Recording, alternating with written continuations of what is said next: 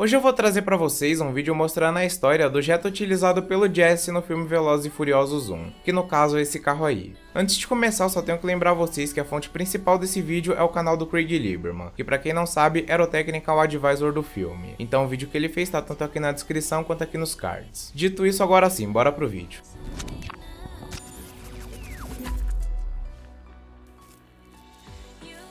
Inicialmente o objetivo era pegar um carro europeu pro Jesse, inclusive eles já tinham alguns carros que eles estavam tendo preferência, como por exemplo o M3 da BMW E36. Inclusive chegou a aparecer até um Audi A4 que eles quase compraram pro filme, eles só não compraram porque depois eles decidiram alugar o Jetta que foi utilizado. Isso aconteceu justamente por questões financeiras, até porque o orçamento para fazer esse filme não era tão grande assim. Justamente por isso que a maioria dos carros foram alugados no primeiro filme, pelo menos os carros heróis, ou aqui no Brasil os carros principais. Então, o dono desse carro era um cara chamado Scott, que inclusive é o cara que aparece nesse vídeo do Craig Lieberman que eu citei pra vocês. Esse vídeo foi meio que uma entrevista de 50 minutos que eu acabei vendo e separando as partes principais da história do modelo. E a verdade é que esse cara aí que eu mostrei pra vocês, chamado Scott, ele era basicamente o dono do Jetta e ele também fazia parte da equipe do filme. Inclusive ele deu suporte pra poder achar e montar os modelos utilizados no primeiro filme também. Só que depois de eles escolherem vários carros, ainda ficou faltando o do Jesse, que como eu falei pra vocês, eles queriam que fosse um carro europeu. Então, eles acabaram unindo meio que o útil ao agradável. O Craig ele teve a ideia de pegar o carro desse cara chamado Scott, que já fazia parte da equipe do filme, para poder emprestar o carro, ou na verdade alugar, pro filme, né? Nesse vídeo que eu citei pra vocês, ele falou que ele acabou recusando 3 vezes, porém, depois o Craig Lieberman conversou direito com ele para explicar como que o carro dele seria utilizado. Até porque ele sabia que poderia acontecer alguns danos, né? Porém, a Universal fez sim um seguro pro carro, então caso ele fosse danificado, eles iriam restituir todo o valor do veículo, tanto o valor original do veículo quanto também as modificações, que na época ele já tinha. Depois disso, Craig Lieberman acabou levando ele para um almoço onde estavam tanto os atores quanto os diretores do filme, e quando eles viram o carro, eles já sabiam que queriam utilizar ele para o carro do Jesse. E foi justamente aí que eles fizeram a proposta pro cara, né? Eles ofereceram um valor, ofereceram um seguro, e aí o cara acabou aceitando, depois de 3 vezes tentando. No total foram utilizados 5 carros, onde 4 eram Jettas e 1 era um Honda Civic. Eu já explico disso pra vocês. O primeiro carro obviamente era o carro herói que eu tô mostrando pra vocês, que realmente era o carro mais modificado e que tava na melhor versão do carro, inclusive ele tinha todas as peças e tal, que é esse carro aí. O segundo e o terceiro carro foram utilizados para cenas de tiro, inclusive só um deles foi atingido. O quarto, que ainda era um Jetta, acabou ficando bem famoso justamente por conta dessa cena. Pois é, se você não reparou, esse carro aí não tem a pinça de freio. Ele tem somente um disco gigante aí que é falso. E esse carro aqui que eu tô falando pra vocês era o que mais parecia com o modelo principal, ele foi utilizado também para cenas de corrida. E o último que eu falei pra vocês que era um Honda Civic foi utilizado justamente para poder fazer as imagens internas. Inclusive se você ver essa foto, você sabe que não é um Jetta. Olha só a janela traseira. Esse carro aí era um Honda Civic que ficava em cima de um caminhão como nessa imagem. É o chamado Mike Rig.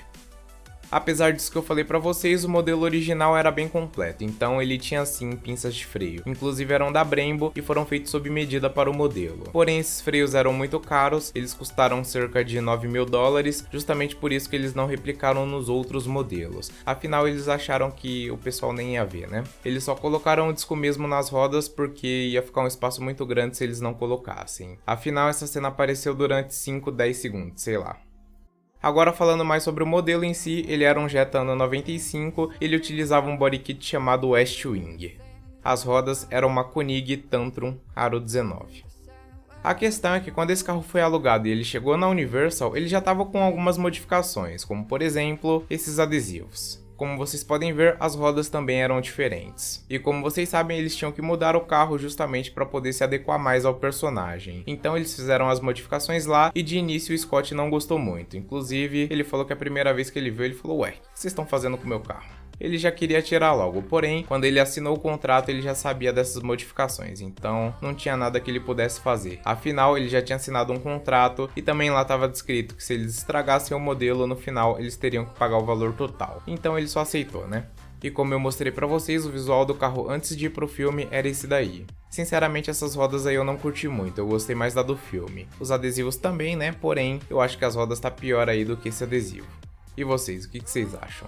Mas aí é questão de gosto, né? Vai de cada um.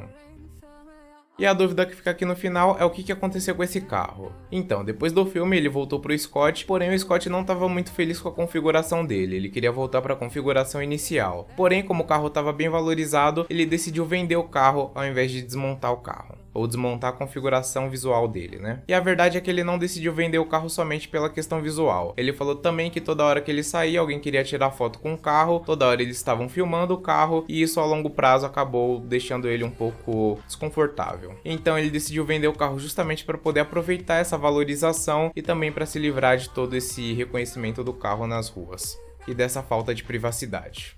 O curioso é que hoje em dia esse carro vale bem mais do que na época. A questão é que ele acabou se valorizando justamente por conta da morte do Paul Walker, que quando ele morreu, tudo que estava em volta dele acabou ficando mais famoso, né? Inclusive a música que eles fizeram pra ele já tá com mais de 5 bilhões de views no YouTube. E também na época eles não sabiam que iria ter um segundo filme, muito menos que teria 9, então eles não sabiam se esse filme seria um clássico no futuro ou não. Então eles decidiram vender na época para poder aproveitar o dinheiro que ele estava valendo no momento. Ele acabou vendendo o carro para um colega de trabalho dele chamado Frank Muniz, que inclusive é um ator bem conhecido lá fora. É esse cara aí. Depois que ele comprou o Jetta, ele acabou começando uma coleção de carro, porém futuramente ele acabou vendendo o carro novamente. O carro acabou passando um tempo na Luxury Auto Collection no Arizona, e depois nessa parte do vídeo que a tradução tava meio confusa eu não entendi muito bem, mas aparentemente ele tá hoje em dia na Alemanha, inclusive com outros carros de outros filmes famosos, como por exemplo o Mustang Eleanor, utilizado no filme 60 Segundos.